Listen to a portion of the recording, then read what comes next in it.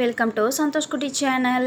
இன்றைக்கி காலையில் breakfast, afternoon lunch, night dinner என்ன சாப்பிட்டோன்னு தான் பார்க்க போகிறோம். காலையில் தக்காளி சட்னியும் தோசையும் தான் எடுத்துக்கிட்டேன். தக்காளி சட்னிக்கு வந்து ஒரு பேனில் 2 டேபிள் ஸ்பூன் எண்ணெய் ஊற்றிக்கோங்க. 3 காஞ்ச மிளகா சேர்த்துக்கோங்க. காரம் இது அதிகமாக இருக்கும், அதனால் நான் 3 சேர்த்துருக்கேன்.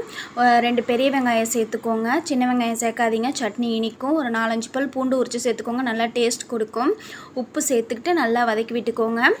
2 பெரிய சைஸ் தக்காளி கட் பண்ணி சேர்த்துட்டு நல்லா வதக்கி விட்டுட்டு ஒரு மிக்ஸி ஜாரில் போட்டு அரைச்சிக்கோங்க. அரைச்சிட்டு 1 டேபிள் ஸ்பூன் எண்ணெய், கடுகு, உளுத்தம்பருப்பு, கருவேப்பிலை போட்டு தாளிச்சிட்டு இட்லி, தோசை, சப்பாத்தி எது கூட வச்சு சாப்பிட்டிங்கனாலும் நல்லா டேஸ்ட்டாக இருக்கும். ஆஃப்டர்நூன் வந்து இன்றைக்கி வந்து சாமிக்கு வந்து படைத்தோம். அதனால் வந்து சக்கரை பொங்கல், தயிர் சாதம், புளி சாதம், கீரை, வடை, சுண்டல், உருளைக்கிழங்கு பொரியல் எல்லாம் வச்சு இன்றைக்கி வந்து சாமிக்கு வந்து படைச்சாச்சு.